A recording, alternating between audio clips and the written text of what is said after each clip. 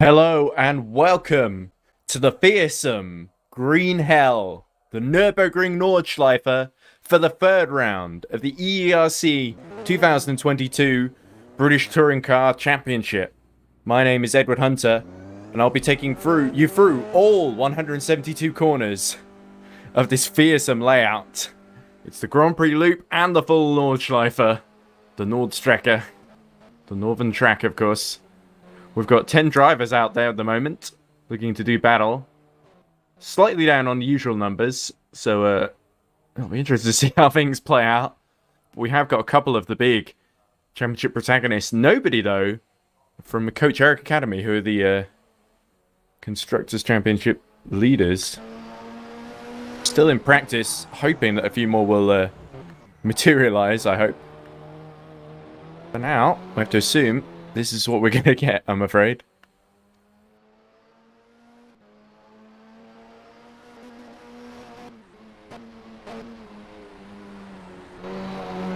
But anyway, I'll also be commentating on my own, I'm afraid. Or at least I thought I was, until Mr. Joshua Birch decided to join in. Joshua, we're live at the moment, and we're just waiting on the rest of the grid to join. Since you're here, I may as well give you a link to the broadcast, shouldn't I? Can you hear me, Joshua? Or are you busy doing something else? I can hear you, Ed. Hello. I thought you just came in for a second there just to listen to my voice, not to contribute to the commentary. Well, interesting choice. Well, it's the strangest situation what's going on at the moment is the fact that I was away busy doing PSGL and their commentary as well after doing all the things for Formula One today that me and you have done. And it turns out that my co-commentator who streams the races, his PC has decided to self-destruct.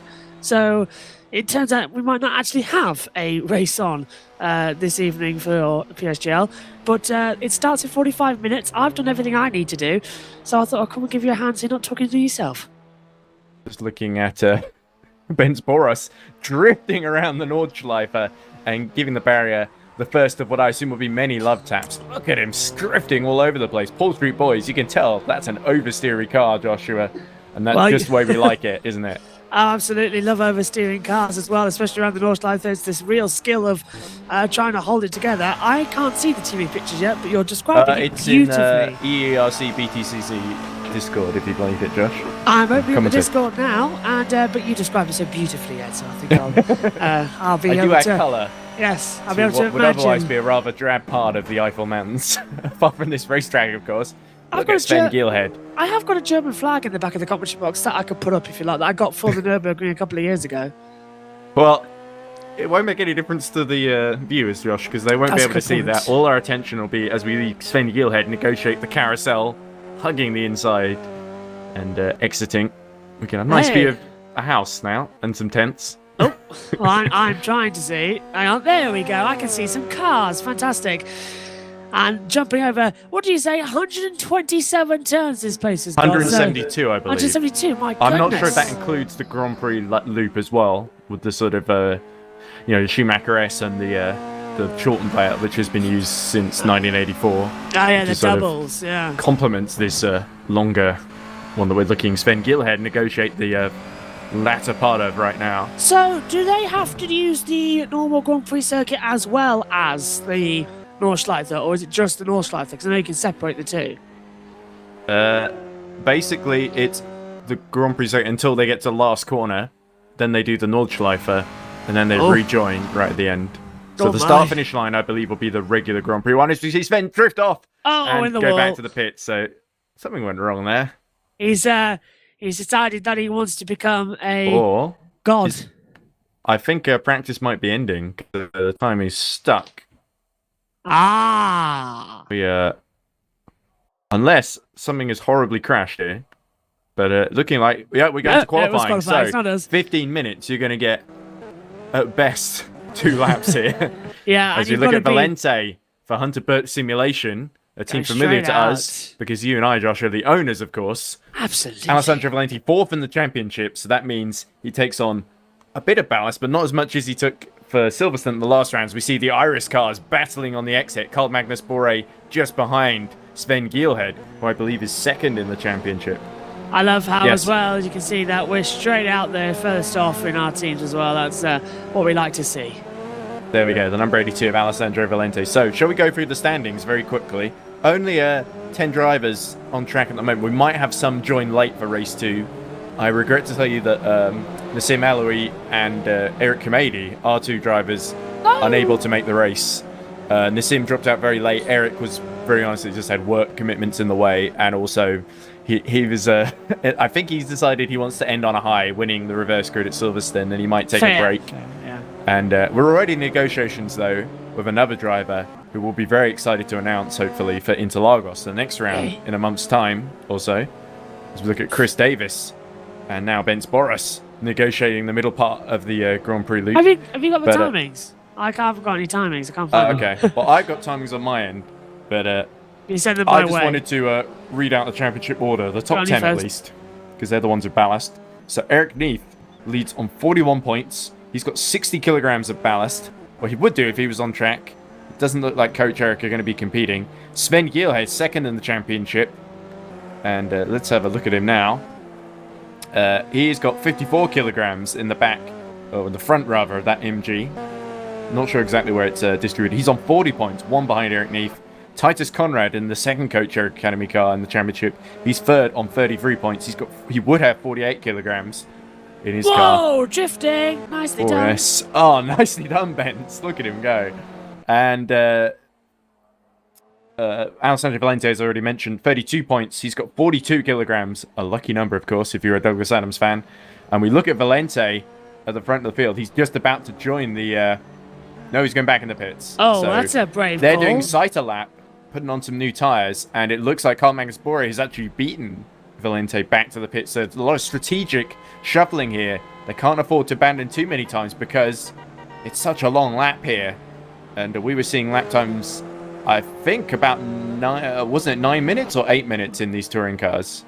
They're still pretty It would quick. be around about 8, wouldn't it? Yeah. Yeah, as we look at Chris Davis in the Lev Speed negotiating. This could be his one and only lap, so let's keep an eye on the splits if we can. I will, as we look at Chris Davis. Oh, here's some Nordschleife. Just the sight of it gives chills down the spine, doesn't it, Josh? It really is, actually. I'm not even kidding. Just looking at it, going through those parts of the tracks, especially the first couple. Yeah, Bore just all exiting bang the back. pits again.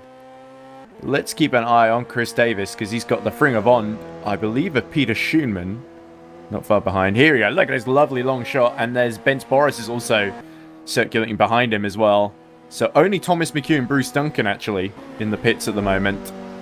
So they'll have to get out sharpish because they've not got much time to react. So I went only through the top 4 there. But I should say Chris Davis 7th in the championship. He's got 24 kilograms. And he's the only other one in the top 10, I think. The rest are all outside it and looking to break in. Some closer than others, admittedly. No split times yet, because it's obviously such a long first sector this lap. But, you know, as soon as we see the split, I believe Chris Davis is near the front. Nick Homewood, I think, is in there as well. Still no splits on my end, so impossible to really say. It's just a case of watch Chris Davis and make sure he doesn't fall off track. I believe he's at the head of the train. I don't believe there's anyone ahead of him. Unless Bence Boris speeds up a bit and has to pass him. But all the graffiti as well on this track, you forget that this track has such a storied history of not just racing, but also people go on the Nordschleife in their road cars, don't they? Not dissimilar to these touring cars, of course. Yeah, you pay, what is it, £10, and you get to go as many laps as you like around the Nordschleife. The only problem is, if you crash, you pay your full insurance, you pay barrier repair as well, and the ambulance and the marshals. Basically, if you crash, it's about £9,000 if you crash on the Nordschleife. So, best thing is to do is just go round very, very, very slowly. And don't even try and do a racing lap. If you want to go round it, you go around it at normal speeds and just don't be a hero. Oh, Pascal Eggert's had a big off there, actually. And that's not Speaking good of- for his... and that's in the middle of the Grand Prix, so he must have just come out the pits and spun the rear wheels. So not the greatest preparation for Pascal. Oh, that's on the downhill to the hairpin, isn't it, in front of the grandstand? So Yeah. he is much further back. I was thinking there might be a Ring of On car further along the lap. Here we go. Peter Schoenman Ooh, a little twitch there, but he just about arrests the slide before it gets too catastrophic. Kind of recognise from the outboard shots, because I think I have a better chance of those than the offboard. But you need to get the hang of this ahead of the race. It's difficult as well, because we've got over 10 miles to sort of cover. At least we've only got 10 cars to keep track of. Because with the full 20 or so, it would be a bit more busy. And amazingly, we still haven't hit the first sector yet. We're so used to these point-and-squirt street circuits, like Rome yesterday for Formula E, that this is such a contrast. Oh, there's a lap gone. Yeah, there we go. So who's that binning it over? What car was that, Josh? Because I'm looking at the timing screen. It's all completely blocking my view, unfortunately. It's one of the Avons, I think, as well, just in the back. Can't quite tell. So that might have been Eggert again then. Yeah, I've only got one of the. I've only got the pure screen. I haven't got the timings, so I can't tell you exactly who it was on the back of the screens. But it's all going haywire. I only looked up quick as well because things are going on elsewhere. You don't have access to a race view then? No, I don't. I've got no race view. Oh, okay. Well, I've showed the links, but I'm trying to keep track of things here. I feel like I'm fighting with someone for control. I'm not sure who that is. Nick Homewood, probably. Nick, probably not able to sell the lap, has decided to... he's going to play race direction now. Oh, look at Benz. That's that little early turn into the carousel. So, it threw him out. Where is he in the lap then? Oh, of course. Because this is the out lap, technically, isn't it? So no wonder we're not showing split times, Josh. Ah, that I can't believe I keep forgetting that. Well, as you say, it's so long. Moment there. As you say, it's so long this lap as well. It's impossible but to Boros, see where it is. crucially, has got ahead of Davis, so he's going to be able to start the lap first. Oh, look at that on board. We saw the Paul Street Boys car drifting it all over the place as we see yellow in the first sector. I've got the auto director on, so we might cut to if it's too major. There we go. It's Carl Magnus and Alessandro, who look like they are still in sector 1, actually. It was Alessandro who caused the yellow before. Okay, so Valente. This could be quite tight for these two, because remember, they pit. Straight away, didn't they, after the Grand Prix loop? Oh! Bora almost loses it on the outlet. Remember, these tyres and brakes still quite cold. Let's try to heat them up. And Alessandro had to think about that one. Can't afford to throw away a qualifying lap here. I must also apologise that if this version of Alpha includes the graffiti at one part of the track, I must apologise for the very funny but very inappropriate message. Okay, well, I'm sure our viewers are too busy looking at the wonderful racing cars to notice that, Josh. Yes, it's Trotters, Independent Traders, and then a town in Austria. Ah, okay. Oh, look at this. These two still racing. I guess maybe Alessandro is a bit eager to clear the obstacle in front of him. Well, I would stay behind as well. It'd be nice to have a tow around this lap. You'll get some fantastic time. Oh, there's a twitch. Now, here's an interesting question, Josh. Is Carl Magnus holding up Alessandro? Yes. Knowing he won't get a lap in, but neither will Alessandro Valente, one of, I guess, Iris's title rivals, because we got Sven out there somewhere. Here he is. Not far, actually, behind the Fringer Bond of Peter Schumann, I believe. Yeah, they're definitely keeping each other on the laps, aren't they? Just making sure that Boros goes through. Oh, near the final sector, is he? He's still ahead of... No, he's still ahead of Chris Davis. I believe he's going to be the first to set a lap time. If he can avoid spinning out of control, which he somehow has been able to do. Here we go. We're into the back straight then, just before we rejoin. So this is Dottinger hole into Antonis Butcher and Tiergarten, of course. A fearsome Tiergarten, which a huge bump that we see Boros approaching. 5 minutes left to start the lap, at least, because they will get to finish. So it's getting very tight for the likes of Pascal Eggert, Alessandro Valente, and Carl Magnus Bore to get a lap in there. Once you hit that start-finish line, you are going to lap in, and that means you don't have to worry about missing qualifying, I guess. Here we go. Through that left-hander, which is usually actually the start when they miss out the GP loop. Well, the great news is... high-speed chicane. And now rejoining, is he? Just about, yeah. Yes, here we go. Yeah, there's the ambulance, which signals rejoining the Grand Prix loop. So, Boros, let's go on board with him for the start of this one. The Paul Street Boys, of course, yet to get a big result on the board. Can Ben Boris pull a surprise performance here at this most fearsome of Grand Prix loops? Here we go into the first hairpin. And the big Ferris wheel in the background. This will all look very familiar, of course, if you've seen Formula One over the last 20 or 30 years. Or any event at the regular Nürburgring where most of the open wheel races take place. Yeah, still, Nürburgring, the Nordschleife, is still home to the 24... Is it 12 hours? 24. It is the full 24, of course, for GT cars. Well, it's multiple now, isn't there, for the endurance layout? Oh, there is, yes. 6, 12, 9, 8, but the full 24 hours. They even did the 24 hours of TCVs around here. Oh, was that Chris Davis in trouble? No. So Davis has started his lap as well.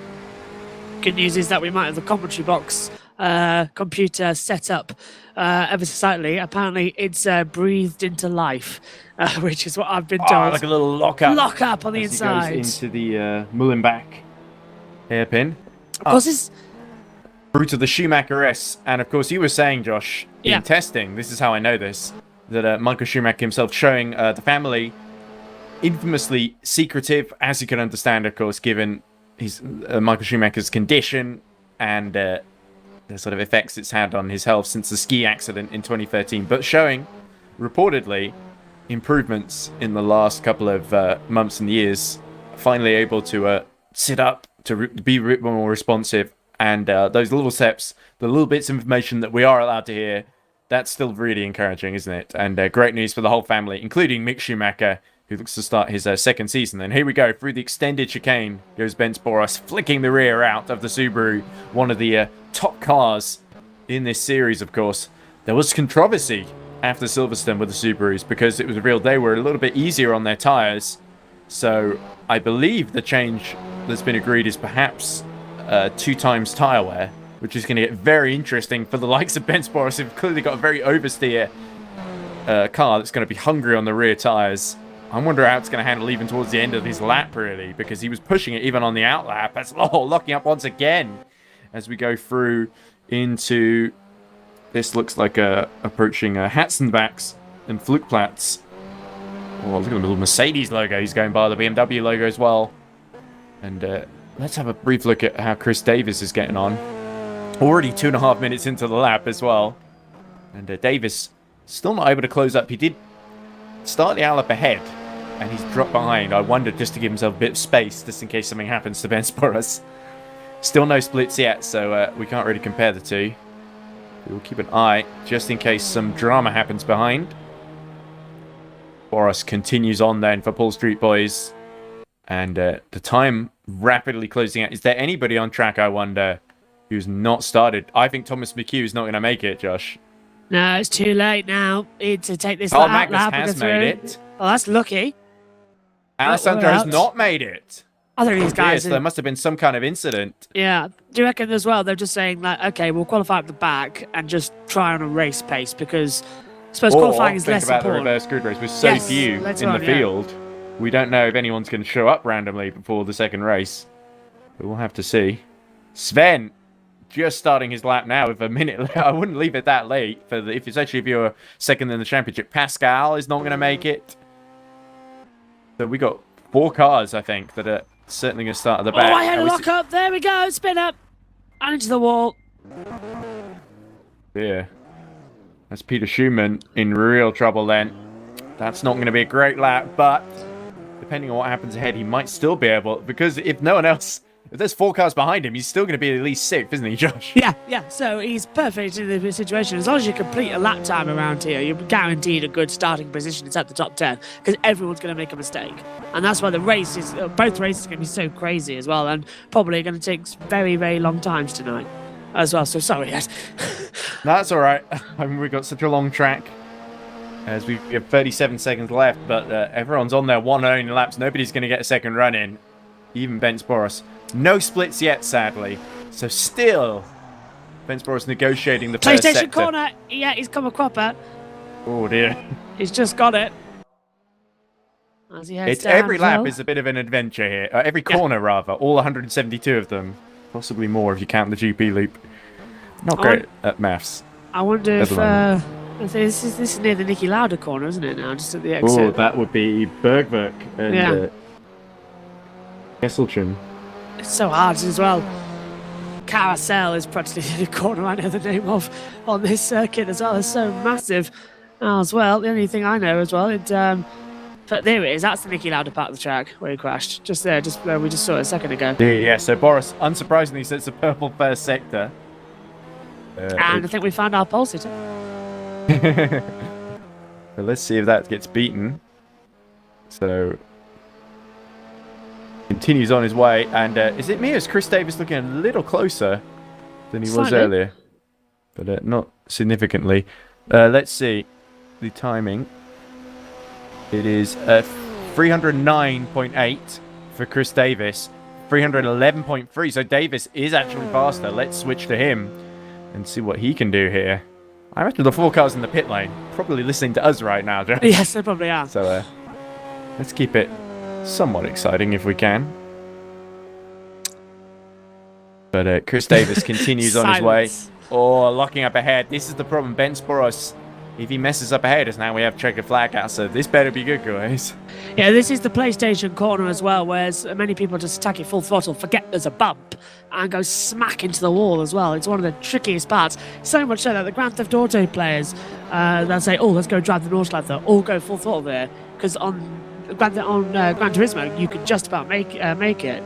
But in real life, of course, the bump takes you air, puts the air on you, and just throws you into the wall. So it actually got called PlayStation Corner. Didn't have a name before, of course. How do you name 172 corners? Only a few of them get the names. Oh, right over the bump goes Chris Davis there. As we approach, this looks like the other carousel, isn't it? Yeah, carousel 2, the mini carousel, isn't it? Yes, that's correct. We've already gone through the Caracciolo carousel. And we're sort of near the Schwaballenschwanz. And it's a single file one, of course. I'm sorry. I apologize for my GCSE, lower than GCSE level German, because I did Spanish at GCSE and got a D as well. So it's not my best grade. Megan would be in her enema right now. She was in the commentary box talking about Megan's this. got her university to worry about. So here we've got this is effectively the University of Racing courses, isn't it? Because it's really every exam and test into one, isn't it? Oh, it's everything, and that's why the driver's right over the bump goes Chris Davis. Gets some serious air in that Vauxhall. The drivers are so nervous coming to this one as well. He's catching Boros. He's going to catch him before the checkered if he's not careful. Will Boros get sneaky here? Will he sense Chris Davis on a better lap than him? Hold both of them up. And look at Davis really putting this could be his first pole position here. And what a story that would be. What a shock that would be if either of these two could get pole. But can they hold it in the race? That's going to be another matter entirely. 3 laps we're thinking, aren't we, for 30 minutes as well. So it's not that long pole at all. Could still be a big advantage here because there's not too many places to pass unless you're really quick down the straight, especially in the Subaru. Our life could well be a factor as well, as I hinted at earlier. No, Ben's really struggling. So let's go on board then. Chris Davis.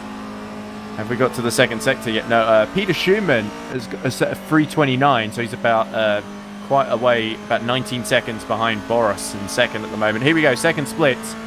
2:87 for Chris Davis, 2:12 for Boros, actually. Here we go, he's passing him. He's almost letting him through there. So actually, that was very sporting, surprisingly. They are on the rev limiter. Oh, 2:07 for Chris Davis, not 2:87. Misread that. Apologies. Listen to him on the limiter as well. That is insane.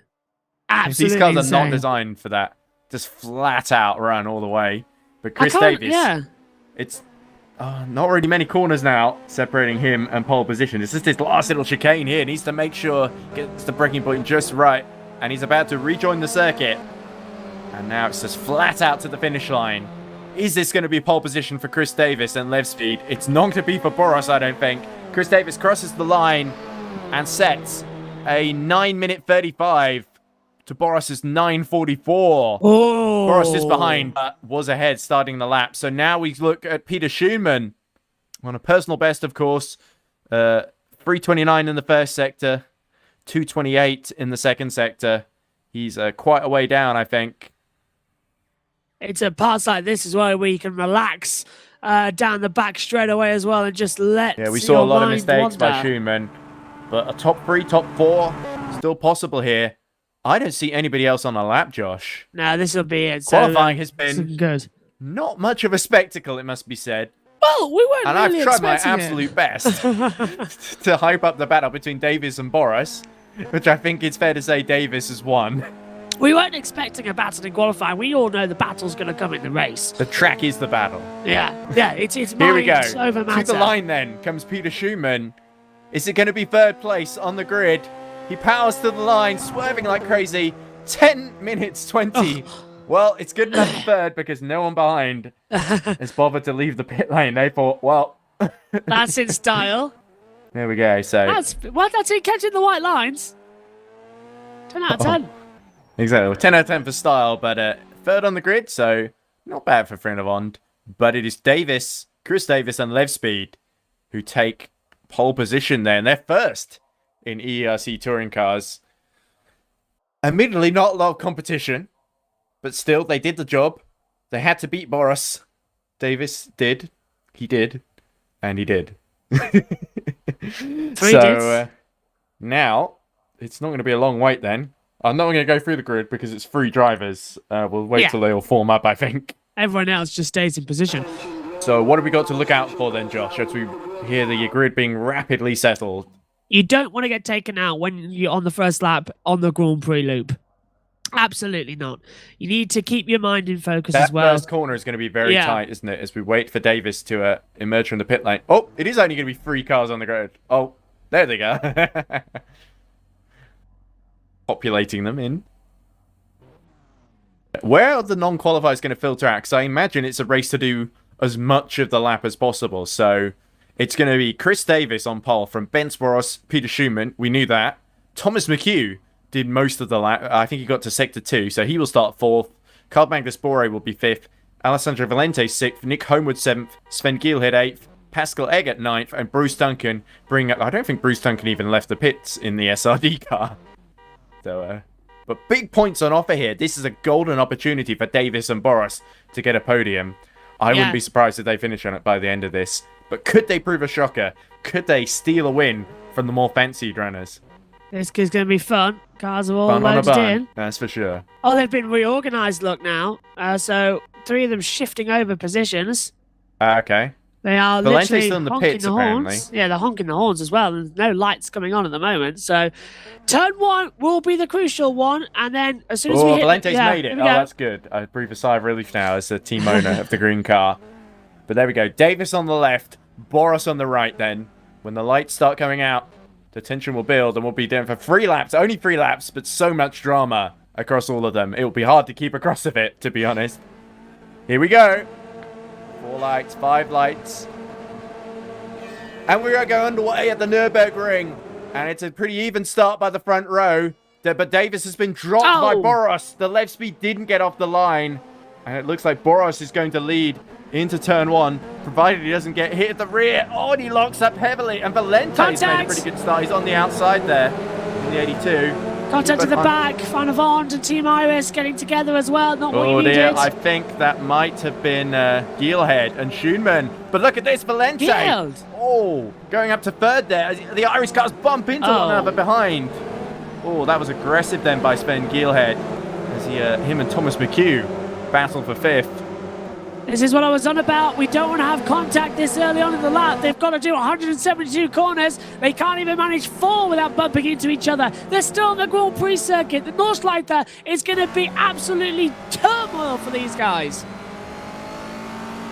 Here we go, approaching the Mullenbach hairpin, and it is Boros leading Davis, leading Valente, who's really made the best start. Oh!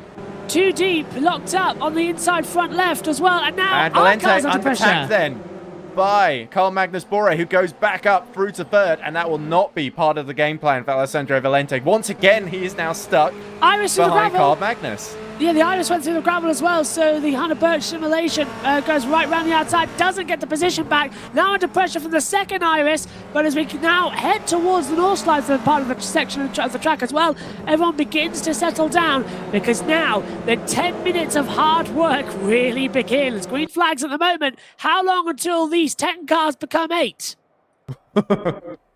Oh, I wouldn't tempt fate there. Chris Davis actually looking very determined to get back through as they approach the chicane, and the smoke out the rear.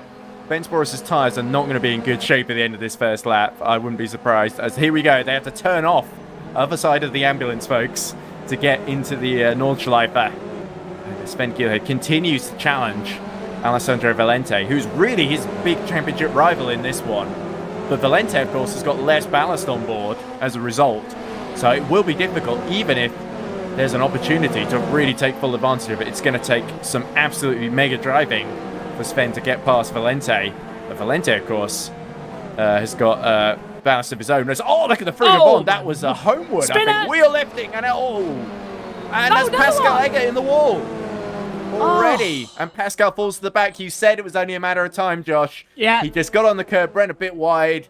And that has seriously compromised his race already. How's the steering? Is he damaged anything? And Mchugh has been given a penalty, possibly for corner cutting. Easily done. Yeah, easily done. You snatch a brake on part of this track as well. You just skimp over one of them as well. Like here, look, perfect example. Yes, we're coming to a Gilhead braking zone. Very close now to the back, sticking to the back of the Subaru like glue. He'll want to get past that Hunter Birch simulation car as soon as possible. We don't want to see that, Josh. We don't, but we'll try and be as unbiased as possible as we see the beautiful air balloon in the background. Oh, over the jump they go. And into the more technical section there. But the top driver, like, still within 5 seconds, I think. The top 5. Sven Gilhead, 5th. We're on board with at the moment. And looked like Carl Magnus actually didn't get a great run. This is looking fantastic as they head down again. We haven't even got to the carousel just yet. Look at that, 6 kilometres an hour is the look at the recommended twitching. They're speed. all trying to second guess what the car in front is going to do. And, sliding, the race leader. Yeah, Boras once again abusing the rear tyres. A lot more than Valente and the other Super. Oh, look, he drifts almost wide there. Somehow survives. And we see yellow in the first sector. Is that Pascal in trouble again? Or is that perhaps Bruce Duncan, who goes off and into the wall? Oh, and Pascal's going to have to do well to avoid that one. And he hits him! Oh, Pascal was blinded. He came on too quick. That was over the crest there. Not much the Pascal Egger could do. And Nick Homewood has DNF'd. So we already, before the end of the first lap, see a retirement from the race. But meanwhile, the battle still rages on for second place here. As Chris Davis under attack now from Bore. But Boros is a bit of a ticking time bomb here, isn't it? Because he's even... Oh, as I say that, Chris Davis leaps over the curb, bunny hops almost. And look at this, Gilhead now still attacking. This is amazing. I'm loving this so far at the front. It's just a shame we've already lost Nick Homewood. But that means you can join us in commentary at least if you so wishes, because we've still got quite a way to go in this race. And that looks like... Gilhead going for it. But he's going to be on the outside here. That's smart from Valente. He's memorized this track really well as they go into the Caracciola curves. And they're all still really bunched up front. Some great defending as well from the Subaru. Just pushing it in every part of the track he needs to. He looked up, actually, and drifted wide. Oh, I would say seeing green. But he's a... Chris Davis hits the wall! How did he miss somehow avoids everyone, but another mistake from the pole sitter. Down to 6th he goes as Thomas Mchugh, his teammate, goes through as well. But that's a load off of Ben Sporos's mind. But what a dramatic moment there for Chris Davis. He gets going. Is the steering okay? No. That is a trip to the pit lane. So a big mistake there. And he's in purple in the first sector, but only because he was leading, really. Can he get to the pits? Well, he should be able to. But I don't want to miss any of this up front, unfortunately. So we'll update you if he gets there. We're running 3rd in our team, just for a second of personal interest. And we've got a good shot here. But there's still quite a way to go, Josh. Yeah, 2.5 laps. Chris Davis race leader, big slide. Did he hit the wall? He just caught it. He's drifting too much into PlayStation corner. Oh, and now it looks like we just lost 3rd, Josh, because through almost goes Valente. Gilhead on Valente, sorry, but Valente just holding on. Yeah, Sven's going to have to find another way through. Gearhold's doing perfect. Into the carousel. There we go. So Boris will lead the way. Somehow, he's taken corners at quite perilous angles and somehow managed to survive. So I think if there were start points on offer, is Valente being overtaken again, and this time Geelhead gets through out of the carousel. So there we go. A little mistake, and that was all Sven Geelhead needed. But it's not over yet. Valente, remember, less ballast on board. If he just gets himself together, he could mount a counter-attack. But Carl Magnus Bore, meanwhile, fancies to go at the lead. Could Boros's impetuosity get the better of him, as it did poor Chris Davis? And, as the Irish slides, and they're going to hit each other. Oh, that's not wise. Is he going to let Sven through here? No, he does not. Sven got 50 kilograms of ballast on the back. Oh, Boris off! Oh, he's off! Big mistake there, and he just gets out behind Valente. So there we go, back up to third, but it's an Iris 1-2 now, Josh. This is brilliant for the Iris, but they've got to remember, they've already hit each other, twice on this opening lap? They've got to keep it calm, as the race leader, who was drifting around nearly 3/4 of the circuit, finally comes a cropper. And this is great, not just for Iris. Iris off! Magnus goes off now. Oh, they're forgetting which way the circuit goes. Sven is going to have a hard job going around the outside of him. Oh, but he's done it. And Carl Magnus wisely thinks better of that. And now, over the bump they go. Oh. Such a beautiful bump. Even more dramatic than the bump at Rome that we were waxing lyrical about, it must be said. Yeah. But Sven Geerhard, second in the championship, takes the lead of the race. And it's all going to plan so far. A dream first lap, it must be said. If you are of a nervous disposition, please turn off your screens now. This is enough to give anybody heart palpitations. This is beautiful racing. Boris slides and almost hits the back of Valente there. But wisely, because he's not got the ballast that Valente's having to chug around this circuit. So Subaru, it's lighter, but it's drifting around all over the place. As Carl Magnus continues to hold station. And look at the gap now. It is about 2 seconds now, Valente behind the lead. So, slightly losing touch now, but Iris can still mount a challenge to his teammate. But now, will Iris play the team game here? Ed, correct me if I'm wrong, but Nick Homewood out of the race starts on pole for reverse grid. Believe so, actually. Well, with so few cars, you kind of have to do that. Smart man. Sacrifice race 1 to get race 2. Anyway, we're approaching the end of the first lap then. We're third of the way through the race then. Pretty easy to keep track of that as we go under the Bilstein Bridge. And the rev limiter being fully maxed out here once more. As we approach to Tiergarten and the rejoining of the Grand Prix loop. Here we go, through the chicane. Does Boros have a go at Valente? No, he's fallen behind a long way, actually. So Valente kind of in no man's land now. So the lead battle, funnily enough, is the closest one on track, I think. Yeah, and not surprising, because nearly 3 of them have all hit each other at some point in this race as well. This is really where the tyre wear will start to set in then. So Boros could become under attack from Mchugh if he keeps eating into them. Bore, meanwhile, has not got the weight penalty that Geelhead is having to negotiate. So, Carl Magnus, what do you reckon? Yeah. Do you think he's going to try something? Or do you think it's as Sven is in second in the championship? He can take the lead after this. So I can get good points for the team in second. I don't need to put personal glory. Or will he think, I'm a racing driver, I want to win, I want to get my own title aspirations underway? Because Carl Magnus has not had the greatest run in the first 4 rounds. I think, in all possibility, he's going to go for this win in race 1 and then see. And then because maybe let's not forget, Alessandro Valente, who may well be saving tyres, is not far behind. And is that Boros hitting trouble? Oh. No. It was yellow in Sector 1, so I assumed it was him. Unless it was Valente going off. We have lost a bit of time there in our team. But the Team Iris beginning to do what is reminiscent of Schumacher and Barrichello in the Ferrari days in the early 2000s. They are we see a penalty for Peter Schumann, who has got his way up to 5th with all the drama. Ahead of Thomas Mchugh. That does not look particularly healthy. Wow, look at that steering. It's twitching like mad. That is going to the left. And Pascal Eggert has made it back to the pits after his contact with Bruce Duncan. Is Bruce Duncan still going? Just about. Somehow. That looks very wounded indeed. And he's just at the carousel. He's at the mini carousel. So he's got another 3 or 4 miles to go to get that back to the pit lane. The damage is extensive. Right, and more cars coming back onto the carousel now. They've done the Grand Prix loop a second time. Or is this to finish the lap? This is the beginning of lap 2 that Carl Magnus and Gielhed are in. Chris Davis has made it to the pits. So he had that big off we saw. And he's being serviced now. So it's really a race to get back out. But Peter Schumann, even with his penalty, he better hope that he serves it at the end of this lap because he won't get another chance. Or if depending on what kind of penalty it is. I believe it's a drive-through because that's why it came up on the monitor. But let's keep an eye on Carl Magnus to see if he can mount anything. I suppose, in a way, it's a shame that this is the closest panel because there's the least impetus in terms of the team points. I think Carl Magnus a pretty sensible driver. Unless it gets to the very final lap, I don't think he's going to try anything. Unless he gets a really good run onto the final stretch. But he has to keep Gielhed in sight, which is even with all that ballast on Gielhed's car. And it must be said, 50 kilograms on. If he can win this one, that will be quite the performance, especially at the Nürburgring Nordschleife. As Thomas Mchugh joins the Nordschleife.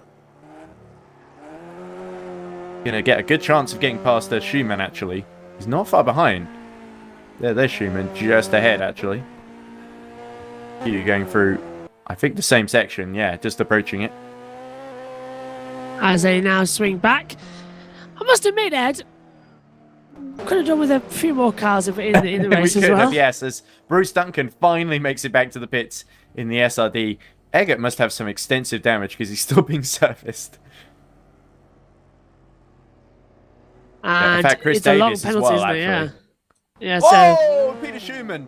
Well, he's certainly going to lose out to Thomas Mchugh now because with that big spin as Bruce Duncan finally makes it into his box. I'll tell you what, Ed, do you remember how I joked about if we were ever out of drivers, I would get my wheel up and go driving? I think I should go driving. So many drivers were excited about the Nordschleife and then they didn't show up. So. Yeah. I guess Eric Kamadi's excuse is that he was busy with work. And he told me earlier today, to be fair, whereas in the sim, just sort of when I asked him, a few minutes before the race, as we see Bore mount the curbs there, and I can't do too much of that because Valente not far behind. Penalty, yeah. And I'll tell you what though, I would have raced, but I would have just been too good. I would have won. It wouldn't have been fair as a guest driver. I would question whether you could beat Sven Giel. I'd question if I could even beat the drivers right at the back of the field. I mean, might have the chance of being Homewood because he didn't last the first. I'm not sure what happened to him still. Nick, if you're watching this, feel free to do a mid-race interview because not too much action at the moment. Now this is beginning to feel like testing. Oh yes, testing, but to be fair, when we did a test race at the Nordschleife in mid-race interview. Hello, Nick. Hello.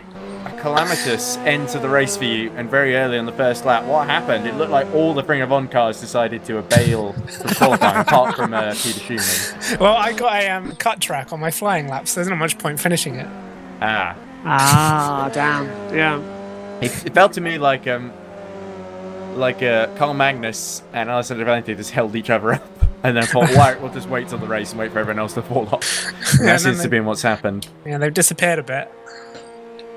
It's such a shame, really, we didn't get a bigger turnout. I guess it's just one of those things, really. I'm not sure what. Like, we had 20-something cars signed up. We should have more bigger reserve list, I think. Yeah, but luckily, I'm going to sign a new driver, hopefully, for the next race. Who should show up. I'm hoping. You can have a second team if you want. Am I allowed to speculate? All right, I'll get my car. I'll get me wheel. And, so do you want to know who the driver is that I am in negotiations with? It's the Jason driver who's actually won in... Is it Jason Plato? No, it's not Jason Plato. It is the driver who's won the first 2 rounds of the GT3 class, actually, as we see actually Davis coming out of the pits ahead of Bruce Duncan. Oh, finally. Not surprising, really. And ahead of Eggert. Still being serviced. Has Eggert fallen asleep? he came in there about 350 seconds of damage, and he went to get a drink. That's almost a whole lot. Here's a patch of grass. And behind it, a green car. Although it is showing on the timing screen on this lap, 308 seconds for Valente, but Gielhed still set the fastest first sector. But it's Bore with the fastest lap at 9:33.8. I think Gil had got his lap invalidated. Ah, okay. But he's still in the lead though, so that won't hurt him too much, I'm assuming. No, it won't. Well, I don't even think a drive-through would harm him. So what happened on the first lap, Nick? I believe we kind of avoided that part of the story. I just crashed. Oh, just crashed. Because I saw Pascal had a crash. It's tricky. It is and tricky. then Bruce Duncan had a crash. Balls no, off. Iris, off! Oh, it's Carl Magnus. Off he goes. And is this going to give an opportunity to Valente about 8 seconds behind? No. He was putting on a show for YouTube Corner. For YouTube Corner, surely. Rather than PlayStation Corner. Yeah, that's it. But yeah, I tell you what, though, I reckon if I went out there as well, I would finish a lap down in a 3-lap race. I'm not even kidding. I would be crashing everywhere. I tell you what, it would be interesting. It would be fun. And over that bump goes Alessandro Valente. Catching some real air, even with that ballast, those 42 kilograms of ballast, he's able to really, catch some air and catch that slide too. Oh no! Oh. Commentator's curse. Oh dear, Alessandro, I've just seen that now.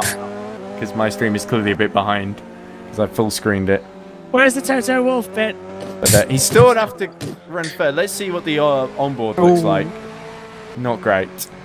So a trip to the pit lane is in order, but Boros is still quite a way behind and wearing his tyres. So I think third, it's going to be difficult, but I don't think third is impossible for Alessandro because he's only got, he's still got 2 sectors to do, isn't he? And I'd just like to congratulate our reverse grid pole sitter, Nick Homewood. Oh, no, I changed the rules. Oh, no! So I'm at the back. I'm not sure if you said oh no because Alessandro's struggling at the moment or just an oh no just for Nick. Yeah. But it's great you decided to crash early so you could join us in commentary rather than be part of the very limited field taking part in the race. This happened in the test race we did at the Nordschleife where there was only, we did GT3 and LMP2 and there was only 1 car in each class running by the time we finished the race. Oh, there's Boros in the background, so certainly Valente's going to come out behind then. But he's certainly got the skills to get back in front. Duncan's been in the pits for 5 minutes. I'm not surprised given the whack that Pascal Eggert gave him. Do you know what? Honestly, I've done 8 hours of testing today, and I know Ed's been in the box as well. This feels just like it. It's unbelievable. And there we go. New fastest lap of the race by Geelhead. We do have a Brazilian Grand Prix on my other monitor from, I think, 1991. Hugging the barrier to try and make the corner there, so... He's steering his Those straight lines are almost even worse than the corners because you can tell he's just having to nudge the wheel in place and into the pit lane he goes, hopefully. He's missed it! He's missed it! Oh, well, this is a brave man indeed, isn't it? So we may as well watch this because this is where the action's going to be. 1 lap to go, I guess. Yeah. So... Only 10 minutes. Right there. This is going to be harem scarum then for 3rd place. Alessandro Valente, ever the showman. He's got a car that is crabbing all the way to the right, isn't it? Yeah. So every corner is an adventure. As Peter Schumann and Thomas Mchugh have a battle here. A battle. Imagine that at the Nordschleife. And I think Mchugh's just got past Schumann, who is... let's see what that steering looks like. No, predictably, all the way to the right as well. He's got... Oh, but Mchugh's got all the way to the opposite problem. Oh. Classic. This is entertaining for all the wrong ways. They're not actually battling each other side by side. They're just trying to drive. So, here's the question. Does Ben Sporos? No. Oh, no, he's got the same issue as well. It's only the Irish cars, I think, who have not got significant steering damage. Right, that's it. Deploy the Coyotes. I think we might only have 2 laps for race 2. Yeah, we should reduce the time limit. I don't mind there being. I mean, it's the length of the race. As Boros makes a real meal of the Mullenbach. He gets his Mullenbach back on track. Oh dear. I tell you what, though, this race, the reverse grid is going to be something else. Well, the first quarter of the first lap will be fun, and then it will be quite boring again once Sven pulls away. Oh, McHugh's off. Oh, no. Oh, that's the first hairpin, so clearly the brakes have gone. Where's Peter Schumann? There. Oh, into the pit. So Schumann has decided, I'm not bothering this bent steering. You know, Chris Davis is leading the repaired cars. I presume he hasn't damaged himself in the meantime. Well, I don't know. Look at it. It's crapping ever so slightly, isn't it? It's not even trying to turn it. Okay to me. It looks straight to me. There's not significant crabbing. Let's see how the repaired cars are doing. If they damage themselves again. Pascal looks okay. Bruce Duncan. Not looking... No, it's good for Bruce, actually. Welcome to Nick Homewood's used car lot. Very good price. Very good price.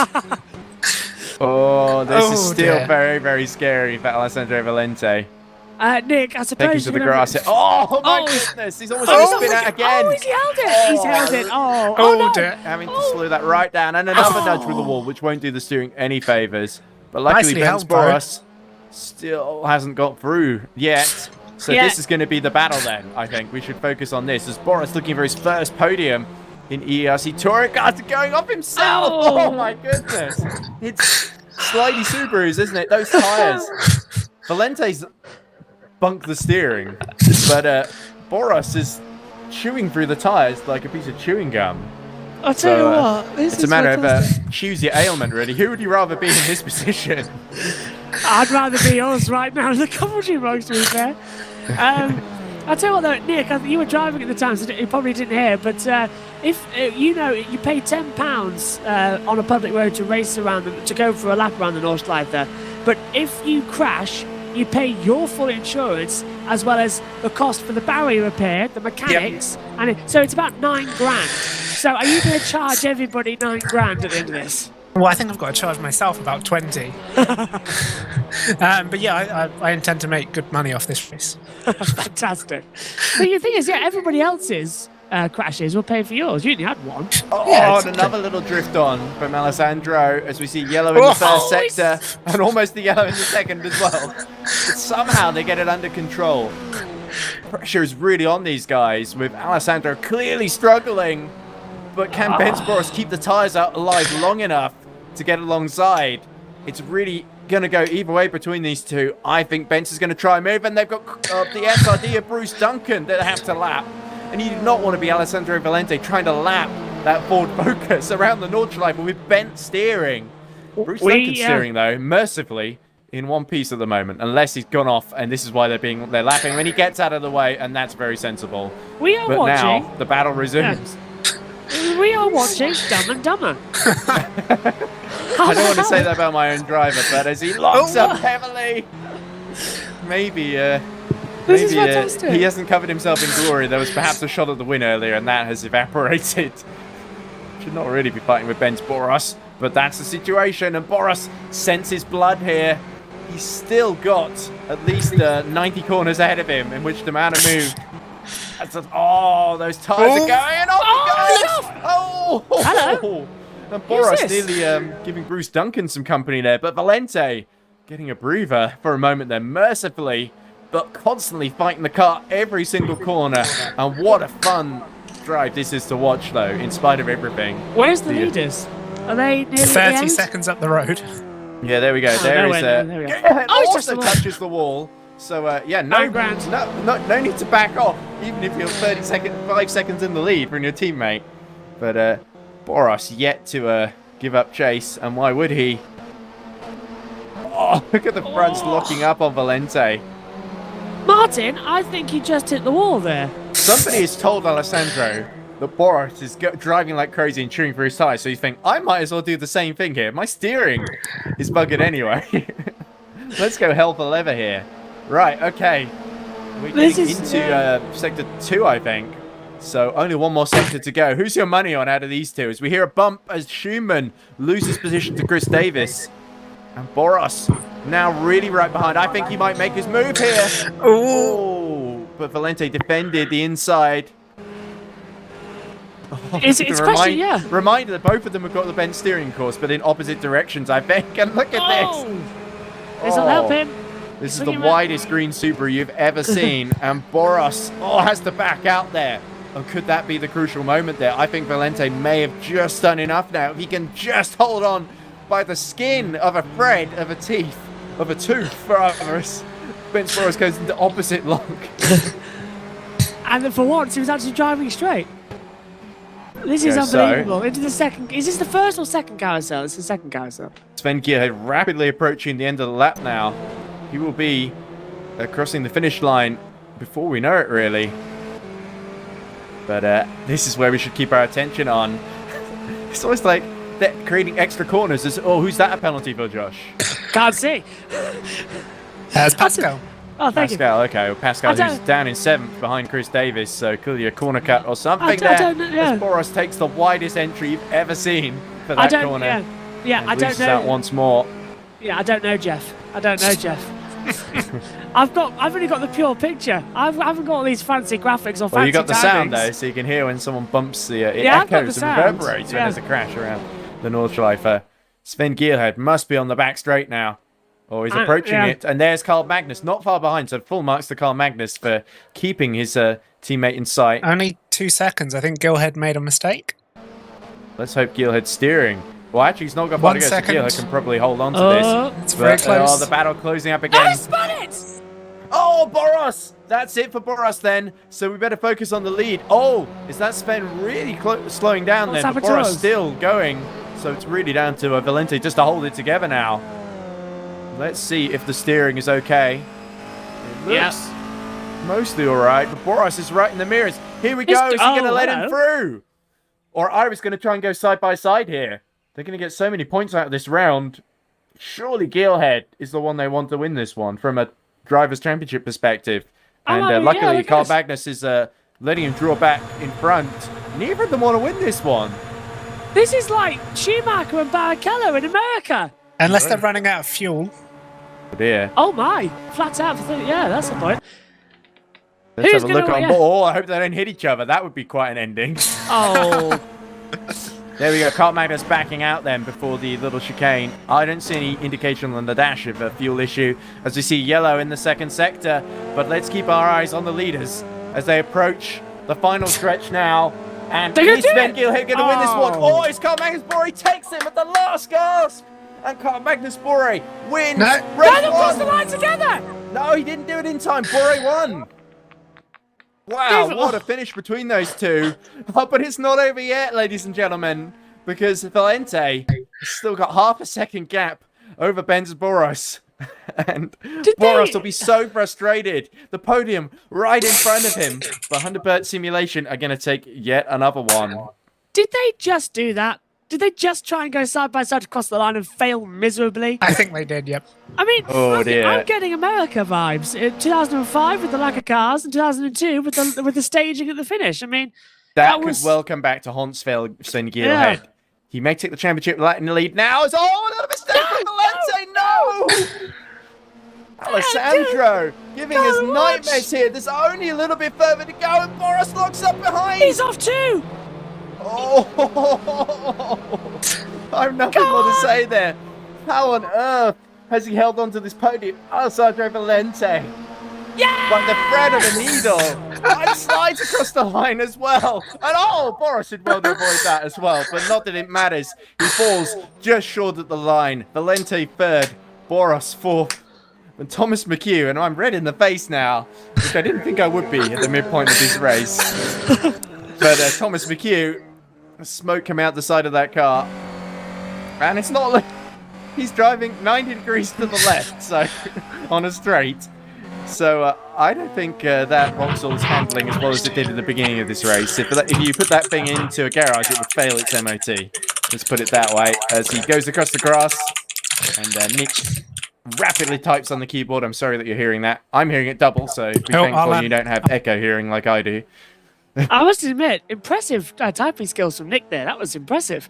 Like he's hacking. It's like in those movies where you hack into the mainframe. I mean... Even that, I was expecting Dolly Parton to come out and take a memo. So quite a gap then to wait for the rest of the field to finish the race. The two Formula 1 cars have somehow closed in, so we could yet see another show. Oh wait, there's a race going on. Yeah, there's a race going on, dear boy. Can't this wait 57 laps? But Thomas Mchugh near the very final sector, and you got to love the what flag is that on top of Thomas Mchugh's car? Is it a made-up flag? I can't see it at this angle. It's blue, white, and yellow, I think. It's the Irish flag. Ah. Cyprus, maybe? Ireland, yeah. Ireland, okay. Yeah, thought you said that. Yeah. I didn't realize Ireland had any blue in their flag or turquoise. It's Thomas Mchugh looks so slow from this angle, but I think that's literally the limiter revving out. Yeah, say again, Nick? No, I think it's just a very weird shade of blue. It's not the. It doesn't look like the Irish. Maybe it's the flag. lev speed.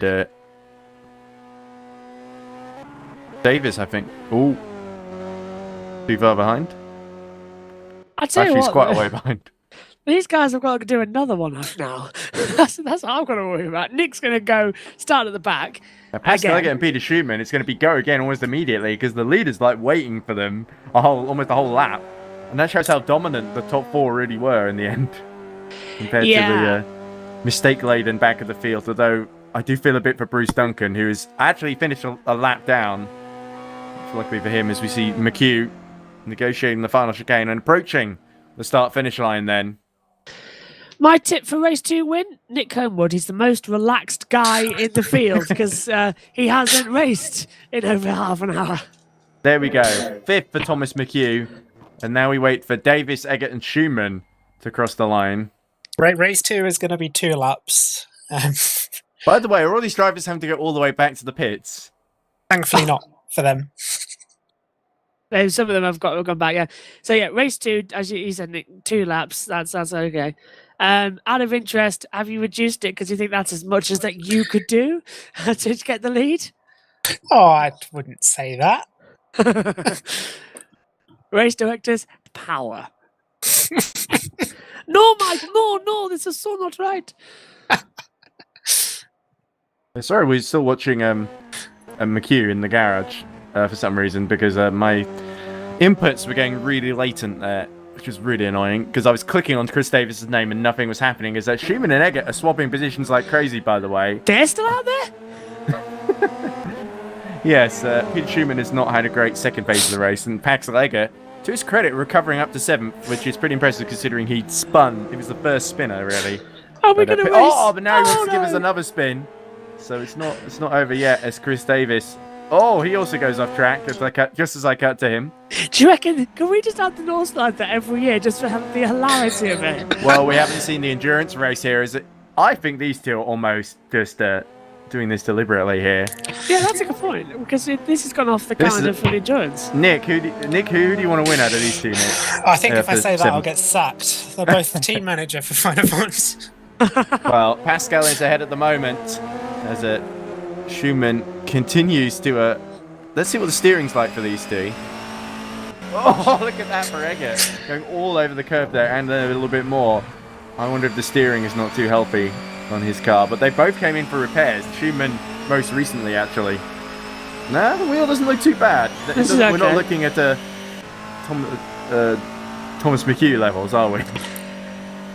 This is, what, a 3-lap race, and it's taken around about 50 minutes or so. The magic of the Nordschleife. The long lap elongates the races somehow. How crazy is this going to be with 50 cars on multi-class? Oh, my. Oh, my. I would not want to be an LMP1 runner trying to lap the two classes here. I'd have to wait for the straights every lap, really. That's nice. Oh, Davis nearly loses it at Bergberg. Is that Bergberg or is what corner am I thinking of? There goes Peter. Tengarten, of course. Peter's gone. What? Is he spun? He's spun, yeah. Oh, God. Oh dear. So Peter is there we go. Him recovering. So yeah, he was spun just before the main straight. So that's absolutely killed any chance he would have had of going for 7th. So it's just a matter of watching him across the line. And Chris Davis finally arrives to take 6th, long after everyone else in front of him has gone off for a cup of tea, I'm assuming, or coffee, depending on their preference. I don't Pascal know, Eggert. Yeah, I don't know, but Riding it doesn't blow the engine down this straight, will arrive to take 7th then, and that's quite a decent recovery considering all the trouble he had in this race. No! Sideways into the barrier. They couldn't save that one. So the 444 car putting on more of a show, but Schumann too far behind to take advantage. It's only a little further now for Pascal Eggert to go towards the line, and 7th place will be his. Yeah, lovely stuff. And smattering of applause in the background there. I'll leave you to guess which was from Joshua and which was from Nick. So here comes Peter Schumann then to complete the field of the finishes. Although Bruce Duncan, let's not forget, just behind in ninth, finished a lap down. Was the first finisher, actually. Oh, the second after Carl Magnus and Sven. But there we go. Peter Schumann. Oh, into the wall he goes. But he still banks the points in 8th. And that's a good day's work. So very briefly now, because everyone has waited very patiently. Let's look at the race 1 results. Care to take us through them, Joshua? You've thrown me. I can't see. Ah, sorry. Okay, I better do it then. Here we go. So, Carl Magnus Boré takes the victory just from Sven Gielhed. I believe the margin in the end was 0.072, which is probably a record for our touring car race. Championship, rather. Valente's third from Boris, despite both of them doing almost everything to cheat themselves out of a podium. But it's Valente who took it by the fin of a nail, the fin end of a nail. Let's put it that way. Thomas Mchugh, 5th somehow, despite driving 90 degrees to the left. Chris Davis 6th in the other left speed, but pole is his. He'll be disappointed with that. Big errors cost him there. Pascal Leggett spun on the first lap, but recovered to 7th. Peter Schumann 8th. Bruce Duncan spun and then hit, but collected by Pascal Leggett. So a miserable race for him in the SRD. Qualified last, finished last, and then Nick Homeward DNF'd and came to chat with us for the remainder of the race. So better luck in the next race, Nick. Thank you. Good luck, Nick. Yes, and if you take a look in the chat room, you might see something that might surprise you. Just keep it at the down low. Okay. Just take a look and you can take a look and go, oh, look at that. But yeah. As it comes through. We now wait for the server to reset. Will we get more drivers join us? I doubt it. If I'm being honest. Fastest lap, 9 minutes 24.5 by Sven Gielhed. Set on lap 2, I believe.